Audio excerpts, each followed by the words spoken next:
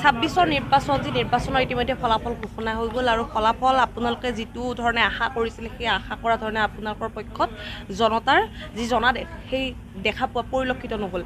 তাৰ পাছত কিন্তু আপুনি দ্বিতীয়বাৰৰ বাবে বিধায়ক হিচাপে নিৰ্বাচিত হৈছে লাহৰীঘাট সমষ্টিৰ পৰা। কি ক'ব এই চাওক, পোনপ্ৰথমে মই সমূহ অসমবাসীৰ লগতে আমাৰ লাহৰীঘাটবাসীৰ ৰাইজক কৃতজ্ঞতা আৰু ধন্যবাদ জ্ঞাপন কৰিম যে তেখেতসকলে বিপুল ভোটৰ ব্যৱধানত মোক জয়যুক্ত কৰাইছে। হয়, আমি এইবাৰ ভাবিছিলোঁ যে জনতাৰ জনাদেশ আমাৰ ফালে থাকিব, কিন্তু হয় এতিয়া আৰু কৰিবলগীয়া আছে। আমাৰ সভাপতি গৌৰৱ গগৈ ডাঙৰীয়াৰ নেতৃত্বত আমি আকৌ আমাৰ সংগঠনবোৰ সক্ৰিয় কৰি ৰাইজৰ মাজত যাব লাগিব, ৰাইজৰ কথাবোৰ শুনিব লাগিব। আৰু বিৰোধীয়ে যি বিজেপিয়ে যি ধৰ্মীয় মেৰুকৰণৰ ৰাজনীতি কৰে বা যি ধৰণে মূল্যবৃদ্ধি নিবনুৱা সমস্যাবোৰ দিনক দিনে বাঢ়ি গৈ আছে তাৰ বিৰুদ্ধে আমি সদায় সক্ৰিয় হৈ থাকিম।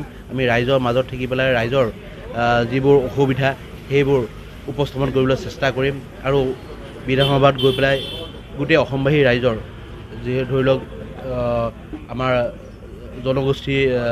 জাতি জনগোষ্ঠীৰ যিবোৰ সমস্যা আছে, চাহ জনগোষ্ঠীৰ যিবোৰ সমস্যা আছে, এই সমস্যাবোৰৰ লগতে গোটেই অসমৰ যিবোৰ সমস্যা আছে এইবোৰ আমি এইবাৰ বিধানসভাত উত্থাপন কৰিবলৈ চেষ্টা কৰিম। ইয়াৰ আগৰ যিটো 5 বছৰ কাৰণে আপুনি লাহৰীঘাট সমষ্টিৰ বিধায়ক আছিলে সেইখিনি সময়ত কি কাম বাকী ৰৈ গ'ল জনতাৰ কাৰণে কৰিবৰ কাৰণে, যিটো কাম এই 5 বছৰ আপুনি কৰিবৰ কাৰণে প্ৰতিশ্ৰুতিবদ্ধ? চাওক, মই ভাবিছিলোঁ যে এইবাৰ যদি আমাৰ চৰকাৰটো হয় পোনপ্ৰথমে আপোনাৰ মোৰ লাহৰীঘাট সমষ্টিৰ এটা ছায়েন্সৰ কলেজ নাই, গতিকে প্ৰথমে ভাবিছিলোঁ যে এটা চৰকাৰ হোৱাৰ লগে লগে এটা বিজ্ঞান শাখাৰ কলেজৰ ব্যৱস্থা কৰিম। তথাপিও যোৱা 5 বছৰত মই প্ৰত্যেকবাৰে এছেম্বলিত এই কথাটো উপস্থাপন কৰি আহিছিলোঁ, কিন্তু চৰকাৰে কোনো কাণসাৰ দিয়া নাই। আকৌ সেই একেটা বস্তুৱে মই উপস্থাপন কৰিম। তাৰ লগতে যাতায়াতৰ বহুত অসুবিধা আছে, জৰাজীৰ্ণ অৱস্থাত বহুত ৰাস্তা আছে। কিন্তু আপোনালোকেও জানে যে বিৰোধী পক্ষক বা বিৰোধী MLA-বোৰক শাসক পক্ষই মাহিয়াৰ চকুৰে চায়, যাৰ কাৰণে এলোকেশ্যন বহুত কম দিয়ে, যাৰ কাৰণে আপোনাৰ ধৰি লওক বহুত কম ৰাস্তা বনাবলৈ সক্ষম হৈছোঁ। গতিকে এইবাৰ মই পাৰে মানে চেষ্টা কৰিম যে বিধানসভাত এই কথাবোৰ উপস্থাপন কৰিবৰ কাৰণে। যিহেতু UCCক লৈ বহুখিনি পৰিমাণে কালি কেবিনেটত সিদ্ধান্ত লৈছে বা মুখ্যমন্ত্ৰী হিমন্ত বিশ্ব শৰ্মা ইতিমধ্যে কেবিনেট বৈঠকৰ পাছত সংবাদ মাধ্যমযোগে মন্তব্য কৰিছে। তেওঁলোকে যি নিয়ম কিছুমান তেওঁলোকে জাপি দিব বিচাৰিছে, সেই নিয়ম সন্দৰ্ভত আপুনি কি ক'ব? চাওক, UCC যিবোৰ পইণ্ট দিছে আমাৰ AICC বা দিল্লীয়ে হাইকমাণ্ডৰ যিটো ষ্টেণ্ড আমি সেইটোতে থাকিম। আমি ইয়াৰ বিৰোধিতা কৰোঁ।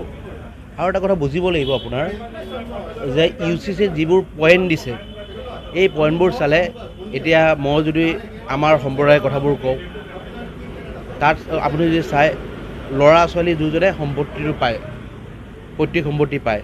তাৰ লগতে আপোনাৰ এটা দিছে আপোনাৰ প্ৰাপ্তবয়স্ক হ'ব লাগিব, সেইটোতো আপোনাৰ চব ধৰ্মতে একেই। বহু বিবাহৰ কথা কৈছে। আমাৰ ধৰ্মটো ধৰি লওক আমাৰ ইছলাম ধৰ্মটো আপোনাৰ ইচ্ছা কৰিলে বহু বিবাহ কৰিব নোৱাৰে, বিভিন্ন ক্ৰাইটেৰিয়া আছে। গতিকে মই ভাবোঁ তেখেতে আমাৰ মুখ্যমন্ত্ৰী ডাঙৰীয়াই কি ভাবি পেলাই এই বিলটো আনিছে তাৰ ওপৰত আমি বিবেচনা কৰিব লাগিব।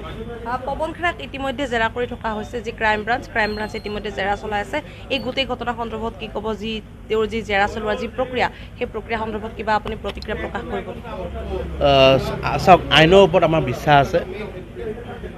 আমাৰ পৱন খেৰা ডাঙৰীয়া এতিয়াও ভিতৰতে আছে, আমি বাহিৰত তেখেতৰ কাৰণে ৰখি আছোঁ। গতিকে মই ভাবোঁ যি হ'ব ভালেই হ'ব, কাৰণ আইন আমি মানো, আমি আইনৰ ওপৰত সম্পূৰ্ণ আস্থা আছে।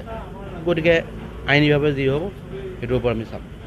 এটা শেষৰটো প্ৰশ্ন, নিৰ্বাচনৰ পূৰ্বে আপোনাক লৈ বহুখিনি ক্ষেত্ৰত কিন্তু বিতৰ্ক দেখা পোৱা গৈছিল বা সভাপতিৰ প্ৰতিও কিছু প্ৰশ্ন উত্থাপন হৈছিল দলৰ ভিতৰৰ ফালৰ পৰা বা বাহিৰৰ ফালৰ পৰা। বিভিন্ন ক্ষেত্ৰত বিভিন্নজন লোকে আপোনাৰ বিৰুদ্ধে অভিযোগ উত্থাপন কৰিছিল।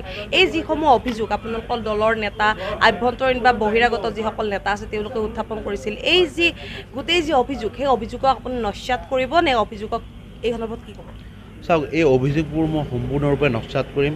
কাৰণ আমাৰ তেতিয়া পদুবলয় ডাঙৰীয়া যিবোৰ কথা উপস্থাপন কৰিছিল আপোনালোক সকলোৱে দেখিছিলে। তেখেতৰ সংবাদমেলত তেখেতে অকলে মোৰ কথাটো কোৱা নাছিলে, তেখেতে কৈছিলে এইটো এটা পাৰ্টহে, কিন্তু তেখেতে বিভিন্ন সমস্যাৰ কথা কৈছে। গতিকে মই ভাবোঁ তেখেতে জানিব তেখেতে কি ভাবি পেলাই বিজেপিৰ লগত মিলিছিলে। আৰু যি ধৰণে আপোনাৰ নিৰ্বাচন আৰম্ভ হোৱাৰ কিছুদিন আগত তেখেতে বিজেপিলৈ ঢাপলি মেলিছিলে, গতিকে তাৰ পৰা বুজা যায় যে তেখেতৰ আগৰ পৰাই এটা সুসম্পৰ্ক তেখেতে বিজেপিৰ লগত বজাই চলিছিলে, যাৰ কাৰণে ইমান সহজতে আপোনাৰ তেখেতে বিজেপি যাবলৈ মন মেলিছে।